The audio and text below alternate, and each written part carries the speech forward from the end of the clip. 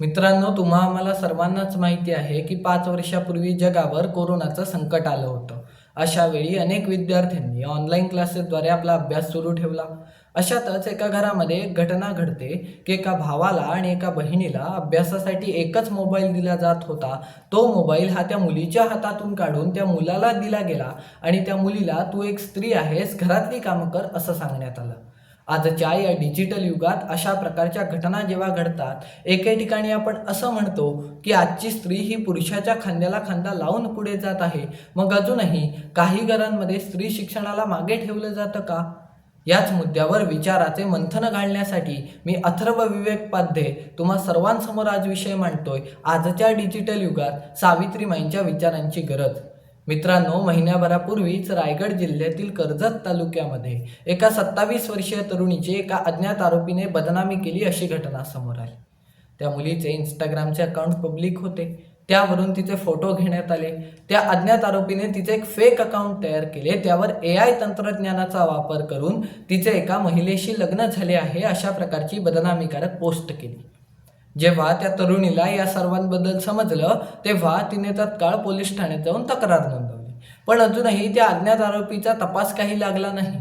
म्हणजे स्त्रियांनी जागरूक राहणं किती आवश्यक आहे हे आपल्याला यातून समजतं.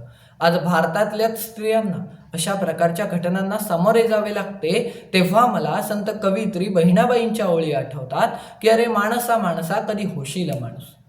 मित्रांनो, पूर्वी पुरुष प्रधान संस्कृती होती. यामध्ये स्त्रियांना घराच्या बाहेर जाण्याची देखील परवानगी नव्हती. शिक्षण घेणं तर दूरच राहिलं, घरातल्या कामातूनच मुलींना वेळ मिळत नव्हता. अशा काळामध्ये 1848 साली महात्मा ज्योतिराव फुले व सावित्रीबाई फुले यांनी सर्वात पहिली शाळा पुण्यामध्ये सुरू केली. पण त्या शाळेत सावित्रीबाई शिकवायला जात असताना त्यांना दगडफेक, चिखलफेक एवढेच कशाला शेणाचे गोळे देखील खावे लागले. कारण त्यांचं असं म्हणणं होतं की त्या कर्मठ लोकांना हे स्त्री शिक्षण मान्यच नव्हतं. म्हणजे स्त्री शिक्षण म्हणजे घोर पाप, यांना तर वाईतच टाकायला पाहिजे अशा प्रकारचा शिवीगाळ ते सावित्रीबाईंवर करत असत. अशातच सावित्रीबाई घरातून निघून जात असताना त्या सोबत एक साडी घेऊन जात व तिथे शाळेत गेल्यावर त्या साडी नेसून आपल्या प्रसन्न वाणीतून सर्व मुलींना शिकवत असत. अशा प्रकारच्या सकारात्मक दृष्टिकोन ठेवणाऱ्या सावित्रीबाई होत्या. आजची स्त्री ही स्वतंत्र व सुशिक्षित आहे असं आपण म्हणतो. पण आज रील स्टार, कंटेंट क्रिएटर बनत असताना रील्स व कमेंट्स यातूनच आपली सामाजिक प्रतिष्ठा मोजताना आजची स्त्री आपल्याला दिसते. कुठेतरी आजची स्त्री ही शिक्षण दूर सारून लाईक्स व कमेंटवरच आपली दुनिया आहे असं समजायला जेव्हा लागते ना, तेव्हा परत मला सावित्रीबाईंच्याच ओळी आठवतात की "ज्ञान नाही, विद्या नाही, ते घेण्याची गोडी नाही". ज्ञान नाही, विद्या नाही, ते घेण्याची गोडी नाही, बुद्धी असूनही चालत नाही, तयास मानव म्हणावे का? म्हणजे सावित्रीबाई असं म्हणतात की ज्याला ज्ञान व विद्या घेण्याची इच्छा नाही त्याला माणूस तरी म्हणावे का? मित्रांनो, आजच्याच स्त्रियांवर अनेक पुरुष हे वाईट नजर टाकताना देखील आपल्याला दिसतात. त्यांना मला सांगावेसे वाटते की ज्याला स्त्रीत बहीण दिसली तो मुक्ताईचा ज्ञानेश्वर झाला. ज्याला स्त्रीत बहीण दिसली तो मुक्ताईचा ज्ञानेश्वर झाला. ज्याला स्त्रीत मैत्रीण दिसली तो राधेचा श्याम झाला.